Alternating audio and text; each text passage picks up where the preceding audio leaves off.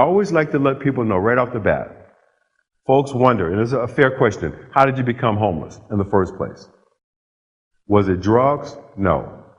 Was it alcohol? No. There's something more lethal or just as lethal as both of them. It's called life. Life happens. As a young guy of 23 years old, I had a chance to go to work for one of the top young heart surgeons in the world. We had met while we were both in the military. I was a U.S. Navy hospital corpsman. Dr. Robert Ellis had been trained by two pioneers in cardiac surgery, Dr. Denton Cooley and Dr. Michael D. Bakey at Texas Children's Hospital in Houston, Texas. So for me to have a chance to go to work for and to become the protege of someone of that caliber in science and medicine was huge. I was 23 years old, single, no children, had a chance to move to San Francisco. I took the job for $7,500 a year. Dr. Ellis and I worked together for 4 years. We co-authored and published numerous articles on the preservation of myocardial high-energy phosphates, work that I'm told is still significant today. About this time, I met, fell in love with, moved in with, and had a child with this beautiful woman who had just graduated from the University of California Dental School. Becoming a parent for me was the most important, precious, and loving thing I'd ever been a part of in my life. I was one of those little boys who grew up without a father.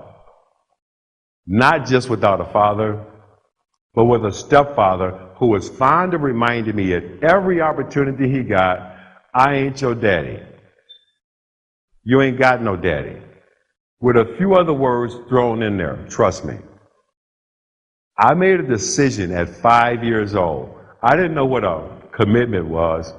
I kind of knew what a promise was. I promised myself at 5 years old, when I grow up and I become a man and I have children, my children are going to know who their father is. No one's ever going to be able to treat, talk to, or terrorize my children like this. I made myself that promise at 5. So 23 years later, at 28, I became a parent. So now it was time to walk the walk. And becoming a parent for me, it wasn't just some biological extension of the bloodline. There was a whole lot of stuff that came with that. I had worked my way up to the top of the food chain at the university. I'm now making $17,500 a year. My ex had not passed her boards. She couldn't practice dentistry. I'm the breadwinner. I had to forget about science and medicine. I had a family to take care of. I went into sales. I began selling scientific equipment down in the valley, 40 miles south of San Francisco. The computer industry was in its infancy. And I started selling scientific equipment. Big guys in that business made $80,000 a year. We had this one guy, I'll never forget him. His name was Ray Moss. He made $80,000 a year, and he used to walk like he was the NBC peacock, right? Just because he made 80 grand a year. And I remember thinking, man, I want to walk like that.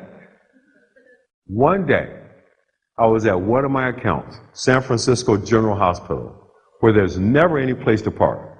I see a guy that represents the beginning of my life beginning to change. I didn't even know it.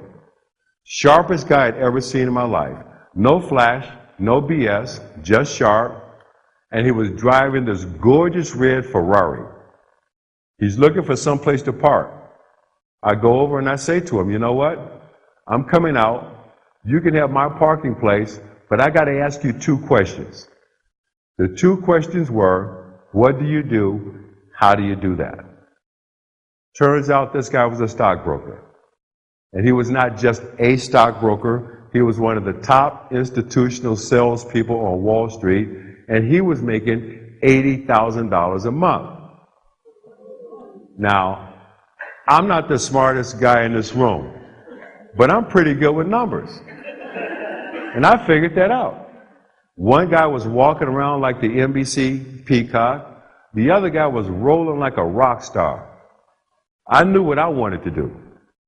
So I started spending a lot of time with this guy in his office in downtown San Francisco when I was supposed to be 40 miles away selling scientific equipment down in the valley. A couple of things happened. His firm did not offer a training program for young guys like me who wanted to be in the business. So he introduced me to friends of his who ran branch offices for companies like Merrill Lynch, Dean Witter, Payne Weber, Killer Peabody. E.F. Hutton was still in business. And I started interviewing. And I also started hearing the word no more than I ever heard in my life. No, no, no. The other thing that began to happen was I began to accumulate a serious amount of parking tickets. Double parking, illegal parking, late to feed a meter. I remember I heard a couple of other words from my ex. I think I remember them also. They were delusional and unrealistic. She had a point. Major Wall Street firms have begun to require an MBA just to get in their training program. I had never gone to college. Did not mean I wasn't smart. Didn't mean I wasn't bright. I just didn't have a college degree. I was the only applicant that could say I've co-authored and published numerous scientific articles in major scientific journals. I had a sterling recommendation from one of the top young heart surgeons in the world, but I could not get in. I interviewed for a year. And I've been asked many, many times, why do you think it took you a year just to get an opportunity to be in a training program? Was it racism? My answer is no, absolutely not. It was not racism. There's another ism called placism. Think about it. I had never gone to college, did not come from a politically connected family, had no money of my own to invest. Who's going to do business with you? That's placism. That could affect anybody in this room. But I kept coming back. And I kept coming back for one reason: my mother. I had one of those old-fashioned mothers who taught me, and I believed from the very beginning, that I could do or be anything I wanted to do or be. I believed it. I made up my mind early, my first ambition in life, I wanted to be Miles Davis. Hey, she said anything I wanted to do or be, I wanted to be Miles. I studied trumpet for 9 years. I got pretty good at it. And understand me, I did not want to be a jazz artist. I did not want to be a jazz musician. I wanted to be Miles Davis. My mama had finally heard enough of this I'm going to be Miles Davis stuff. We sat down one day and we had what I will always remember as the talk. And she explains to me, she says, baby, you know what? You're pretty good with that thing, but you can't be Miles Davis. Ain't but one, and he got that job.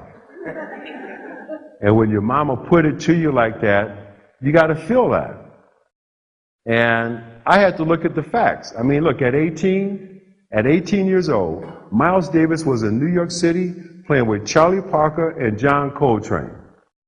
At the same age, I was playing with some boys named Pookie and Ray Ray. You know? Hey, we were good. Cinder, we were good, but it wasn't going to happen. The point I'm trying to make is I made up my mind as a young guy, I wanted to become world class at something. I just had to find out what the something was going to be. Had to find the right venue. I remember one of the first stories I talk about in the book. I'm at home. I'm getting ready to watch a college basketball game. And the announcer is hyping this game. It's March Madness. And he's talking about all the money some of these guys were going to make simply because they could run and jump and catch a ball. And I said out loud to no one, I was talking to the television, and I said, wow, one day that guy's going to make $1 million. My mom, thank God, heard me say that. And she says, baby, you know what? If you want to, One day you can make $1 million. Until she said those words, it never entered my mind as a possibility. After she said them, it was just a matter of finding the right venue. And the first time I walked into a Wall Street trading room, I knew this is the place. This is the place Mama was telling me about. The ticker tape is rolling, the phones are ringing off the hook, people are screaming and shouting out orders, bodies are flying all over the place, tickets are getting stamped, and what looked like chaos to somebody else, I knew and I felt this is where it's supposed to be. So I kept coming back. I wore one branch manager down to the point that he says, Gardner, based on persistence alone, we're going to give you a shot. You be here on this day and this time, and we're going to let you in this training program, and we're going to see how you do. That's all I wanted. I'm getting my shot. I quit my job. I'll admit I was a little cavalier about it. As a sales rep for a scientific company, I had this big box of stuff I had to carry everywhere I went, free giveaways for our customers, Petri dishes, tissue slides, latex gloves, stuff with our logo on it, right? And in the book, my old boss, he will tell a different story. He will say, I threw the box at him. That is not true. I will compromise and say, it fell abruptly. Okay? And I said, I'm out of here. I quit. I'm going to Wall Street. I went home and I let my ex know, you know what? You said I couldn't do it. But guess what? I'm going to Wall Street. And I quit my job. I was pretty pumped up about it, all the way up to the point that I showed up on the appointed day and time only to find out the guy who had made me the promise had been fired the previous Friday. Now, y'all heard me say I quit my job. Somebody in here knows what that means. That means no unemployment, no cash flow. And worse than that, now I got to go home and tell this woman I don't have a job. Let me tell y'all something. If you don't remember anything else I say here today, write this down. Unemployment will not help your relationship. Somebody know what I'm talking about. Write it down. Trust me, she hadn't passed her boards. We're a young family. We got a baby. I'm the breadwinner, and I've quit my job thinking I had an opportunity to go to Wall Street. A tense situation got tense, more tense. And I still had one shot left at the street. But before I could play it all the way out, I still had to take care of my family. I did everything legal that I could to take care of my family and still pursue this one last shot at Wall Street.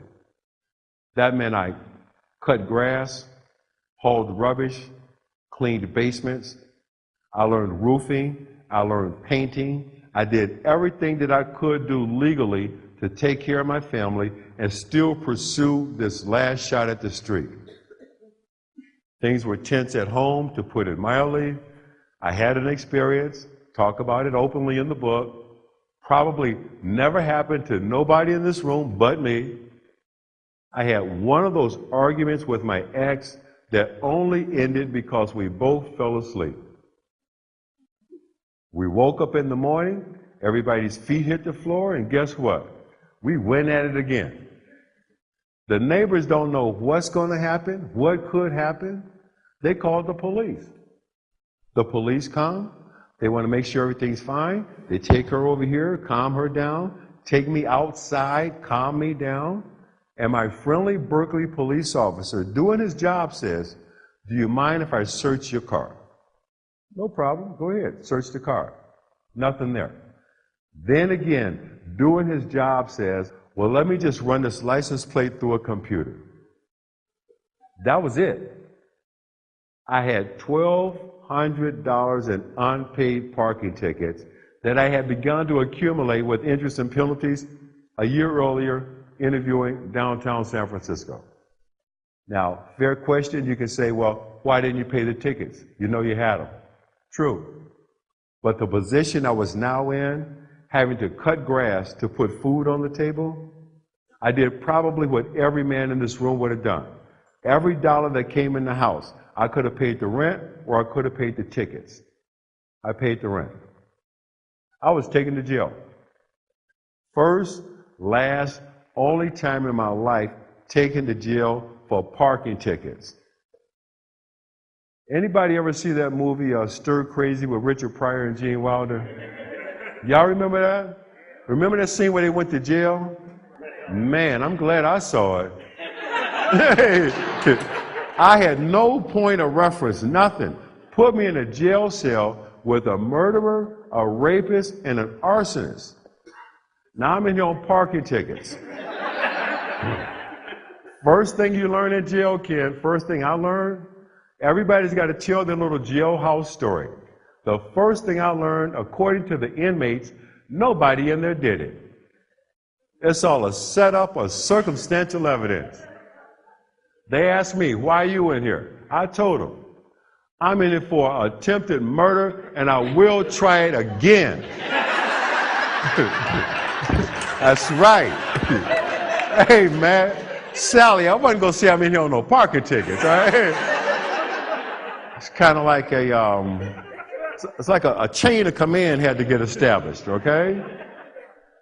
And to show you how a bad day can get worse, all of this happens on a Friday. Somebody knows what that means. No court until Monday, and we can't hold you in this friendly little downtown Berkeley jail. We need that for our regular weekend customers.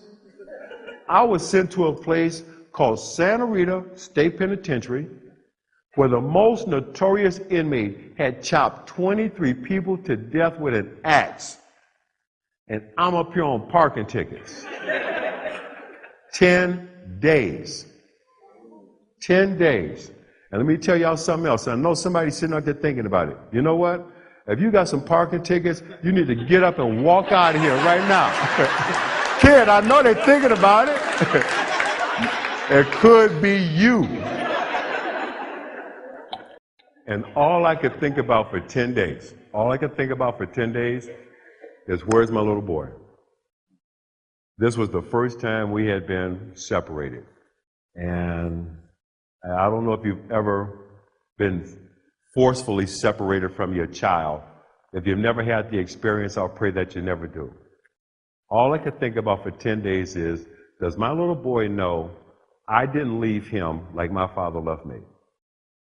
Does my little boy know I can't be there because of these circumstances and conditions?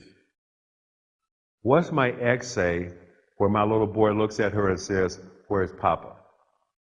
That's all I could think about for 10 days.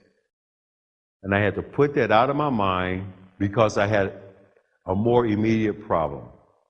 My last interview on Wall Street, my last shot, turns out was set up a day before I was to be released from prison. And to show you how the hand of God has worked in my life, there was a telephone and there was a guard. And I said to the guard, you know what? I've got one opportunity left to work on Wall Street, but I got to reschedule this one appointment. Will you please dial this number for me? Nothing less than the hand of God would have made a prison guard go over, dial the number I asked him to dial, and hand me the handset and the cord behind the bars. And the conversation is brief and to the point. Mr. Costello, hey, look, it's Chris Gardner, and something has come up. I wasn't going to say I'm in jail. Something's come up. I need to reschedule the appointment. Can I see you the day after tomorrow? Fine, done. Set it up 6:30 in the morning. Set it up at 6:30 in the morning for one reason. I knew something. You ever know something in your gut? Nobody's got to tell you. You just know it.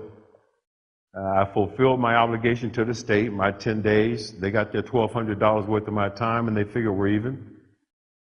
I went to the place we used to call home in Berkeley, California. I looked through the window, and I knew they were gone. This chick took everything but the dust. And unfortunately, most importantly, she took my little boy. We had entered that unfortunate space where sometimes adults start acting like children. And one parent feels like if the only way I can hurt you is to hit you over the head with the baby, I'm going to do it. I put it out of my mind, and I went on this job interview wearing clothes I had worn in prison for the previous 10 days. Now, in the film, when you saw it or when you do see it, you'll see, remember Will Smith showed up with the blue jeans and the paint all over him? I wasn't just wearing blue jeans, I was wearing bell-bottom blue jeans. Hey, it was the 80s, we all had them. I was wearing bell-bottom blue jeans, Adidas sneakers, my work shoes with paint sprinkles all over them, and a members-only jacket. I had a red one. I was the last member. I had a big... I showed up at Mr. Costello's front door, and he said exactly what I would have said to anyone who showed up at my front door at 6:30 in the morning dressed like that. Deliveries in the rear. I would have said the same thing. But I come right back at him. I explain, Mr. Costello, I'm Chris Gardner. Today's the biggest day of my business career. I must admit, I'm underdressed for the occasion. Yeah, you got that right. What happened? I could not think of a lie bizarre enough. I told the truth. It was the best thing in the world I could have done. Unfortunately, Mr. Costello had been married and divorced 3 times. He started telling me stories about his ex-wives. That second one, I don't know why he ever got married again. He told me some stuff about her, man. He went on like that for 20 minutes, and out of nowhere he says, you'll be here tomorrow, I'll walk you in the training room. Boom, getting my shot. That's all I wanted. I'm hired. $1,000 a month gross. I moved into a boarding house, 3 meals a day and a room. That's all I could afford. I show up on Wall Street my first day, I had to borrow clothes. I show up in a suit, 2 sizes too big, shoes, 1 size too small. That's called a long day. Did not matter, I'm getting my shot. As a trainee in this business, you start at the bottom, you do what the brokers do not want to do or feel is beneath them, which is cold call. 200 phone calls a day. I turned myself into a calling machine. I don't know if you guys in the back can see, but in the front, you see how this one finger is cockeyed? That's my calling finger. Ken, I still use it today. Is that right? 200 times a day. And at night, study, study, study. No one had to tell me I'm only going to get 1 shot at this test. That's all I wanted. This goes on for months. I passed my exam, highest score in the class, big deal, my reward. I get to come back the next day and make 200 phone calls. A few months later, 1 in the morning, there's a knock on the door, and it's my ex. And she doesn't want the baby anymore. The exact words were, it's your turn. And just like that, that's how we became homeless. That's what I meant when I said life happens. The boarding house did not allow children. My son and I were instantly evicted. We joined a class of people invisible even among homeless people. Working homeless people. It is estimated that 12% of all the homeless people in this country have jobs and go to work every day. In some communities, that number is as high as 30%. And I'm not talking about the guys outside with the cups. Working families, homeless. My son and I did the only thing we could do. We moved into a series of hotels. And I did put a special emphasis on that first syllable for a reason. Y'all know what I'm talking about. Hey, it is what it is. $25 a day in a color TV. Do the math. You're making $1,000 a month gross. And that man wants his $25 a day cash every day, Saturday and Sunday. It would not work. We moved downstream. $10 a day in a black and white TV.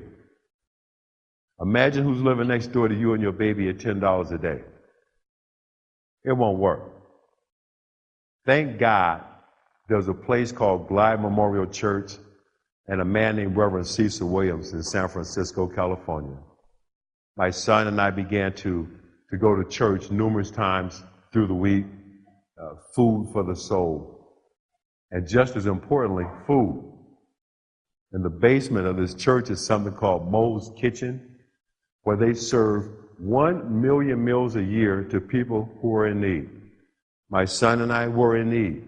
We ate more than our share, especially my son. Some of y'all know my son. Christopher today is 6 feet 9 inches tall, weighs 285 pounds. That all started in the basement of that church. I tell the Reverend every time I see him, you need to let folk know what could happen to their kids.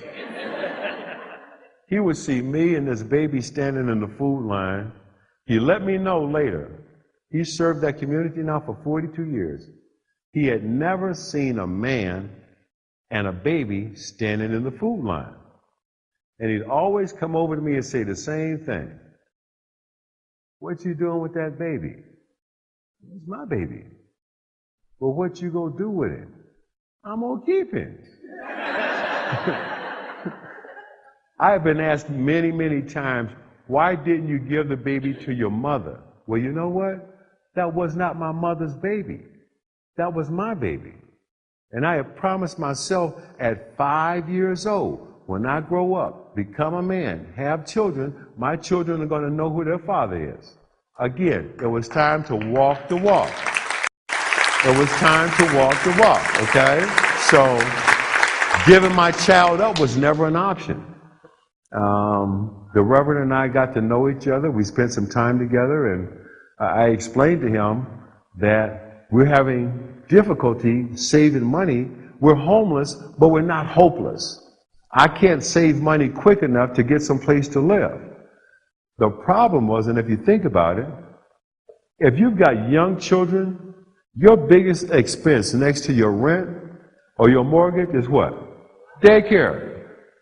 Had to learn about the food chain of daycare. You've got the au pair or the nanny that's there 24/7 with the child, a licensed, dependable daycare center. You got a dependable babysitter, maybe a family member you can count on. At the bottom of that food chain is something called a woman who keeps kids. Hey, she's not licensed, she's not registered, but she provided a service that allowed people like me to go to work. The hardest two things I had to do every day for a year was, number one, leave my little boy with somebody I did not know and hope everything was okay. Now in this film, you saw Jaden Smith. He played my son as a 5-year-old.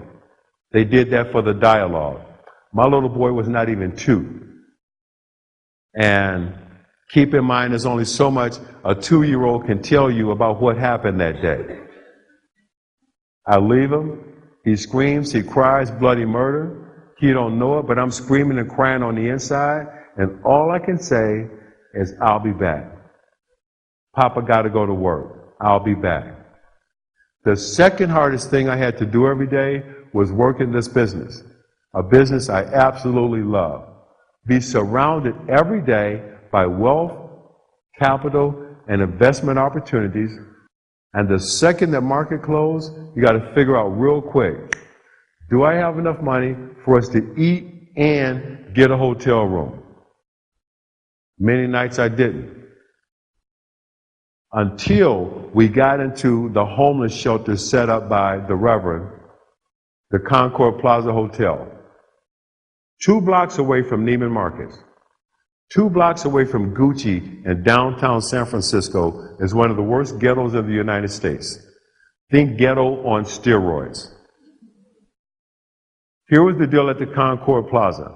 You got to be out by 8 a.m. You cannot come in before 6 p.m. You're going to work or going to look for work. It is first come, first serve. When you leave the room, take everything in the room that's yours with you. There's no guarantee there will be a room for you when you come back. And if you leave it, your stuff won't be here. So every day for a year, you would see me, my son, his stroller, a duffel bag with all of his clothes in them, the biggest bag of Pampers in the world, a briefcase, my umbrella, one suit on my back, one suit in a hanging bag, and we hit it. Every day for a year. I had 2 suits, one blue and one gray. The joke around the office began, oh, that's Chris Gardner, he's reenacting the Civil War. Some days he's with the North, some days he's with the South. It's funny now, that shit wasn't funny there, man. Can I promise myself one day it's going to be different, right? Every day for a year. Working in a business, commission-only sales. All that running, you saw Will Smith doing that movie, the running was real. Having to make a decision every day.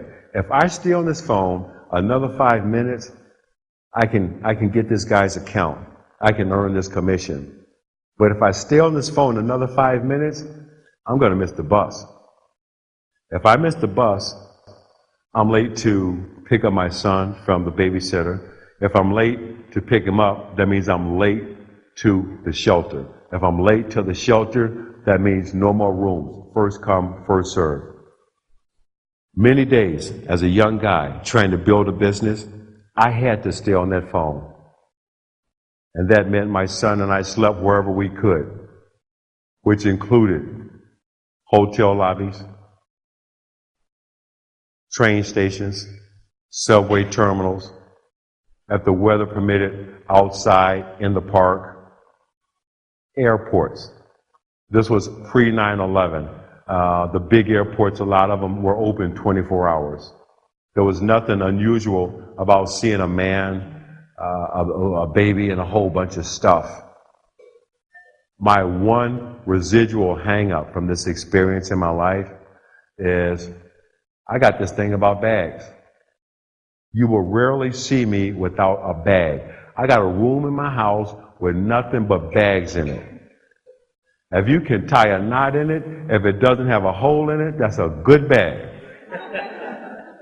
Hey, it won't leave me. I know that.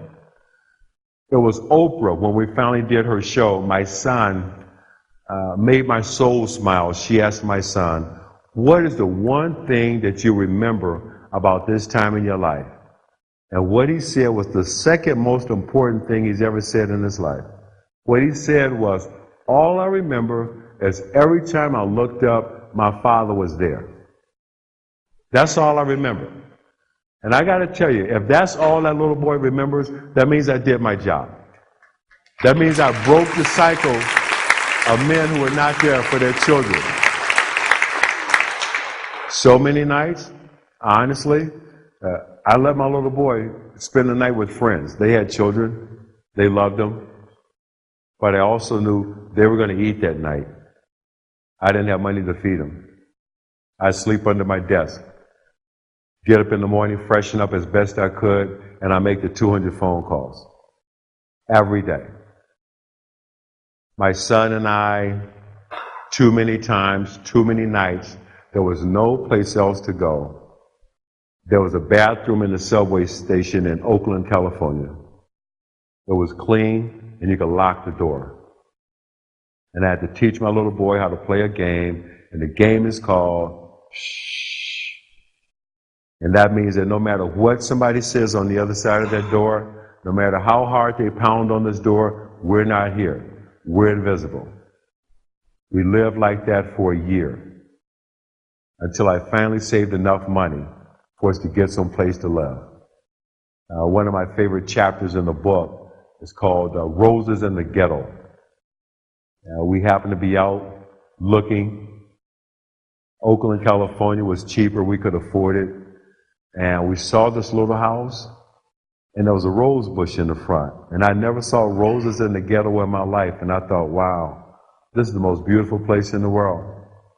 Turns out there was a little old man out here sweeping a slab of concrete that he called the yard. And we started talking, and I admired his roses, and I told him we were looking for some place to live, but we were having a problem. Even after I had saved the money, people made value judgments on my son and I when I show up. Where's your wife? What happened? What did that have to do with anything? I'm employed gainfully. I've got the money. We need the space. Let us rent. People wouldn't rent to us. I started explaining all this to that little old man, and he said, son, you don't have to tell me nothing. Y'all can move in here. We moved in. That didn't take long. That didn't take long at all. All right? We spent the night. First night, we slept on the floor. And we got up in the morning, and this is one of those things that will never leave me. My little boy gets anxious, and he says, Papa, you forgot this. We have to bring our stuff. We need this. He had seen me carry everything we owned, everywhere we went for a year. And I can't tell you what it feels like to explain to your son, well, you know what, son? We got a key now. We home. We don't have to carry stuff anymore. I can't tell you what that feels like. Ain't no words for that. The only way I could explain that to you would be if I could levitate myself a good 6 to 8 inches off of this stage. That was a good day. I remember we both skipped to the train that day. And speaking of the train, something very important began to happen at this train station 2 blocks from our house. They started to open a daycare center, a place called Happyness, and they did spell it with a Y. And what made this just so incredible for us is right now, the way we're set up, I got a 4-hour commute on public transportation to get to the one place I'm comfortable leaving my little boy. But now there's a possibility I could take my son 2 blocks from my house to a place that's safe and secure and take a 4-hour commute out of my life. The problem was, they didn't take children who were not potty trained. Man, we went to potty train boot camp.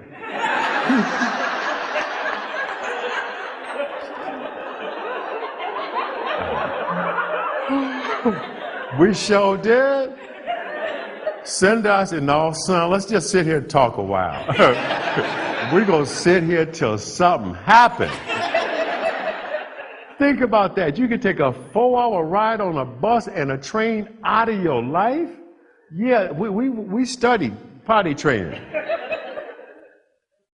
As we were set up now, we didn't get home to 8:30 or 9 o'clock at night. And the ladies of the evening in my old neighborhood in Oakland, California, they would have begun their shifts. And for months, they saw me, this little boy in a stroller. They never saw a woman. They knew something's different here. No questions are asked, no information is given, but they knew something is different here. And they started trying to give my little boy candy. And I said, no, thank you. I didn't let him have sugar till he was 4 years old. Then they started giving him a $5 bill. And I will tell you, if it were not for those ladies of the evening giving that little boy that $5 bill, there were days I could not have fed him.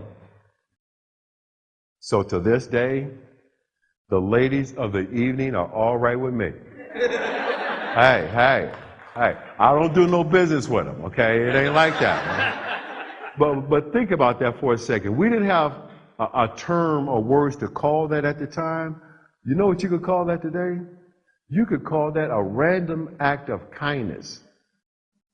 We don't know what the circumstances are. We see y'all struggling. We see you out here every day. Here's $5. Go feed your baby. That made all the difference in the world. Friends began to come through for us. We get these phone calls. Hey, look, we got an extra bed out in the garage. Nobody's using it. Y'all come get it. You can have it. We got a card table in the basement. We don't play cards down there anymore. Come get it. Put it in the kitchen. That could be your kitchen set. Well, I just bought a whole bunch of new towels. Y'all come get these sheets and stuff. That's how we began to put our lives back together. We didn't have a car. My old neighborhood, there was something that community shopping carts, they had kind of been reappropriated, Kim, from the grocery store. They just be around in the neighborhood, right? And I told you today, my son is 6'9", 285. He was an even bigger baby. You see where my hands went? This dude was like the black baby Huey. Okay? I could not carry him, the dirty laundry, and the groceries, and my briefcase. So we would find this cart within 2 blocks of our house. And the joke between he and I is, that's our car. We'll just get the car and we'll come pick this stuff up. One day, we go out, we go 2 blocks, we cross the street to go to the 3rd block, and we don't see the cart. My little boy stops dead in his tracks, looks me in the eye and says, "Papa, where'd you park the car?" He had no idea. He had no idea. That was the point. We're in the cart one day, we're rolling up the street, it starts to rain. We're both drenched. The little boy looks at me and says, "Papa, you think one day we can get a car with a top on it?" He had no idea. And that was the point. He did not need to know. In the movie, they did it very subtly. There were times you would see the little boy was eating, the father wasn't. He didn't need to know that was because that was all we could afford. The times that we were fortunate enough to get a meal and a hotel room, he did not need to know that I had just sold blood so we could. And I say he didn't need to know that for one reason. That's what parents do every day. A big part of the gig is going without so that your son or your daughter don't have to. Somebody did it for us, so now it was my turn. I kept learning the business, I kept growing, and I gotta tell you, one day, you ever have a day you didn't need nothing else bad to happen? I got home one day only to find out the local utility couldn't wait another day to get that $19 I owed them and turn my lights off. And I had to give my little boy a bath by candlelight. And this was the first time I began to doubt myself. The first time I began to ask questions, how much longer can I do this? What's going to happen next? Where am I trying to get us to? And this little boy picks up on it, stands up in the bathtub, looks me in the eye, and says, "Papa, you know what?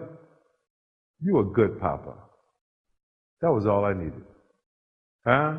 That was all I needed. That's one of them things my Uncle Joe used to say, "Boy, if that'll get your fire going, your wood must be wet." Huh? I tell young people every opportunity I get, if you ever want to mess your parents up, go up to them, put your arms around them, say thank you, and walk away. That would mess us up. Because we know something going on. Something ain't right. But I kept going forward. I kept learning this business. I got pretty good. I got blessed to find something I love. We worked in a big bullpen where you could see what everybody else is doing. And every day for a year, there was this little old man who came to see this gorgeous female broker who sat next to me. It was none of my business. And I'd sit there, watch, doing my phone calls. He's watching me. I'm sitting there with a blue suit and a gray suit making my 200 phone calls. And again, I thought it was a client coming to see his broker. Wrong. This little old man was the managing general partner for Bear Stearns in San Francisco, and he was coming to see his girlfriend. And he watched me for a year. And one day he gave me a business card sitting there. He says, "You don't belong here. Here's my card. Come see me." I go see him. He tells me the story of this place called Bear Stearns, which at this point in time was one of the most profitable private partnerships on the history of Wall Street.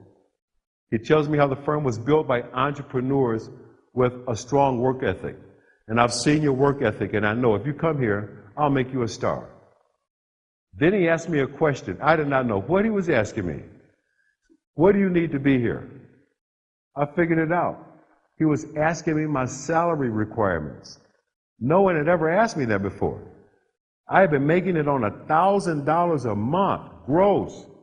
I said the biggest, most obscene number that would come out of my mouth. I need $5,000, done. $5,000 a month, 50% commissions guaranteed for a year. By the way, here's 1 month's advance, go buy yourself some new clothes. I went out and bought my first 2 pinstripe suits. One blue, one gray.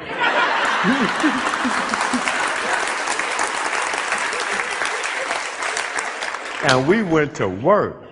I went to work with some boys named Weinberg, Feinberg, and Steinberg. Used to call me Gardnerberg. First day, old man Weinberg comes over to my desk and he says, "So you want to learn this business?" I said, "Yes, sir, I want to learn this business." Well, dress British and think Yiddish. What the hell did that mean? Hey, I didn't know, but I was going to find out. All right? First day, I get this phone call. First day from a Mr. Greenberg. And I don't know the guy, but they made it real clear to take the call. Chris, this is Ace. And I want you to know, Bear Stearns was not built by people with MBAs. Bear Stearns was built by people with PhDs. We're glad you're here. Get to work. Click. Whoa. Who is that? Alan Ace Greenberg, Chairman, CEO, Senior Partner, Bear Stearns. What's a PhD? Poor, smart, with a deep desire to become wealthy. I have found the promised land. It wasn't going to get no better than this. Made sense to us. Let's call people that we know have a lot of money. Midland, Texas had more millionaires due to the price of oil than any place else in the country. Made sense to us? Let's call them up. The problem was the boys in San Francisco could not understand what the gentleman in Texas was saying. They were all saying the same thing. I'm in the Earl Bennett. I'm in the Earl business, Bo. Now, my folk from Louisiana, I understand all that. It's called Texas Ebonics. All right? Let me talk to them. None of them had names. They were all AJ, BJ, CJ, DJ. And I hit it off with this one old boy who became not just my biggest account, but the biggest account in the office. And I have to share this with you as honestly as I can. I don't know another way to put it. Every time I get him on the phone, Ken, he would tell me every nigger joke, every Jew joke, every spick joke in the world. And then he'd turn around and say, well, buy me 50,000 shares of whatever you call me about, click. Do the math. 50,000 shares, 50 cents a share commission, that's $25,000. I'm going to laugh at your nigger joke for 25 grand. Hey, man, kid. Hey, I used to laugh like Sammy Davis Jr. I also used to call him a lot. My first year, this is how this thing went with me and him for the first year, and one day he calls me up and says, Chris, I like to know people I do business with. I'm going to come meet you.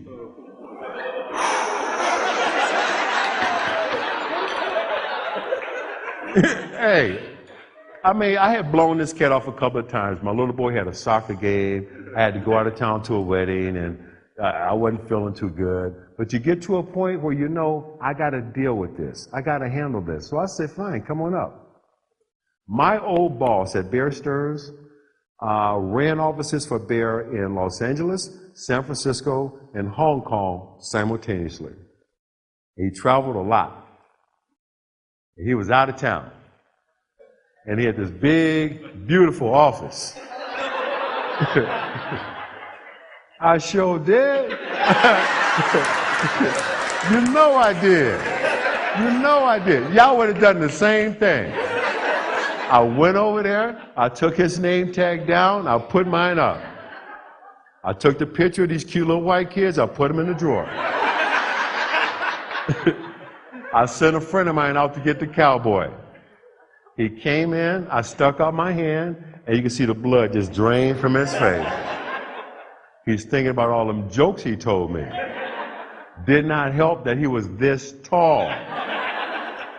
And getting ready for this meeting, I just kept saying the same thing. Chris, you gotta keep the focus on performance, the added value you've created in this portfolio, and the money you made for this guy. And I kept saying over and over and over, it's not a black thing, it's not a white thing, it's a green thing. And I kept saying it to myself over and over and over, to the point that it came out of my mouth in the meeting. And the guy looks at me and says, you know what? You're right. He closed the accounts he had at Goldman Sachs, Morgan Stanley, and Solomon Brothers. I did all his business till the day he died, and he stopped telling me them damn nigger jokes. Okay? Hey, man. Okay? Then he started telling me knock-knock jokes. Let me put all this in perspective, if I can. I mean, you guys got other things to do, and you were kind to have me. Wow. This movie, who knew? 300 million people around the world saw The Pursuit of Happyness. February 9th was my birthday. February 10th, Pursuit of Happyness became the #1 film in the world. February 11th, I got a birthday present from Will and Jada Smith.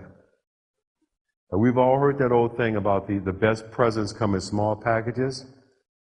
Hey, trust me, the best presents come in Federal Express envelopes. Trust me on that. I haven't even cashed the check. I keep looking at it saying the same thing. Damn. The book, 25 weeks on the New York Times bestsellers list, 9 weeks at #1, translated into 8 languages and made bestsellers list in 5 countries. Who knew? One person knew. And that was Dr. Maya Angelou when she told me, boy, this ain't even about you. This is about every father who ever had to be a mother, every mother who ever had to be a father, and everybody who ever had a dream and wouldn't quit. It ain't even about you. And when Maya Angelou puts something to you like that, there's only one thing you say. Yes, ma'am. Yes, ma'am. Real clear on that. Real clear. Movie great, books great, business great, but the most important thing I've ever done in my life, and I know I will ever do, is break the cycle of men who are not there for their children. That is the most important thing I've ever done or will ever do in my life. There's no doubt in my mind. Because I broke the cycle here, because I've raised a young man who at 26 years old was finally getting it, the most important thing about being a man is being responsible. And because I've raised a young woman who understands how a man should treat her, respect her, and deal with her, I'm going to have influence on generations of my offspring that I probably will never meet. I'm probably not going to be here to see my great-grandchildren. But because I broke the cycle here, I'm going to have influence on these folks, and this is going to be not just important to me and my family. This will be the most important thing I've ever done for my community, my country, and the world. And the last thing I'm going to say up here is this. After you sell $350 million worth of tickets to a film, you create something called a franchise. There will be a sequel, and I will see y'all at the movies. Thank you. Thank you guys for having me here. God bless you. Thank you so much. IEA. Thank you. Thank you so much.